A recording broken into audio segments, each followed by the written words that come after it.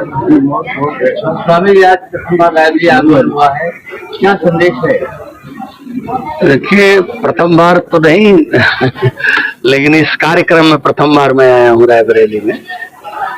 संदेश यही है कि अखिल भारतीय हिंदू महासभा के द्वारा यह आयोजन था, तो हिंदुत्व के लिए, सनातन के लिए ये जो लोग भी कार्य कर रहे हैं, तो देखिए सनातन की रक्षा करना, क्योंकि आज जो स्वतंत्रता, चाहे आप मीडिया वाले लोग हैं, चाहे आप हैं, हम हैं, कोई भी है, जो स्वतंत्रता भारत में है वो अन्य क्या बांग्लादेश में है नहीं।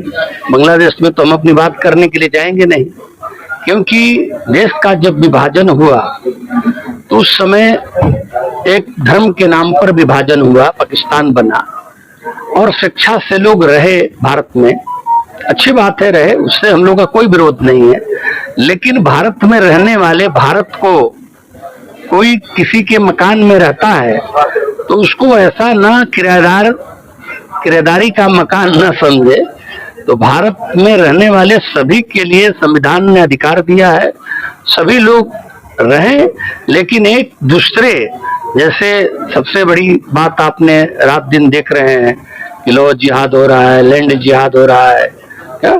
तो ये सब समस्याएं जो लोग रह रहे हैं अपने अपने धर्म का पालन करें, इसमें किसी को कोई आपत्ति नहीं है। आपने जनसंख्या को लेकर बड़ा बयान दिया जी, जनसंख्या का इसलिए कि जहां भी जनसंख्या असंतुलन होता जा रहा है, केवल ये उत्तर प्रदेश की भारत नहीं है, ये गंभीर चिंता पूरे भारतवर्ष की है, क्योंकि जहां भी जनसंख्या असंतुलन हो रहा है वहां शांति बढ़ती जा रही है, वहां से सनातन सिमटता जा रहा है। सनातन मिटता तो नहीं है, लेकिन सिमटता जा रहा है। चाहे पूर्वोत्तर राज्यों में चले जाइए, आप मणिपुर चले जाइए, मेघालय चले जाइए, अरुणाचल चले जाइए, केरल चले जाइए, तमिलनाडु चले जाइए, तो जहां जहां हिंदू अल्पसंख्यक हुए वहां सनातन निश्चित रूप से खतरे में है।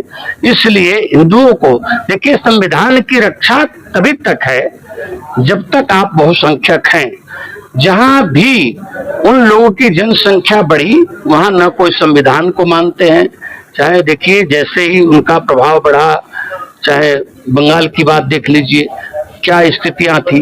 इसलिए जनसंख्या नियंत्रण होना चाहिए भारत के लिए, बहुत आवश्यक है, क्योंकि आप संविधान को मानने वाले हैं, अन्य लोग संविधान को तब तक मानते हैं, अपने अनुसार मानते हैं।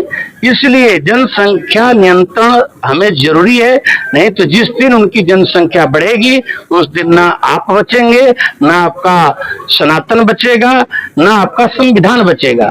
इसलिए हिंदुओं को और सरकार को भी, विशेष रूप से पार्टियों को भी, सभी पार्टियों को मैं आग्रह करना चाहूंगा, निवेदन करना चाहूंगा, जनसंख्या पर एक मत होकर के भारत की जनसंख्या असंतुलन जो बनता जा रहा है उसका समाधान भारतवर्ष में तत्काल होना चाहिए और सभी पार्टियां मिल करके इस पर विचार करना चाहिए।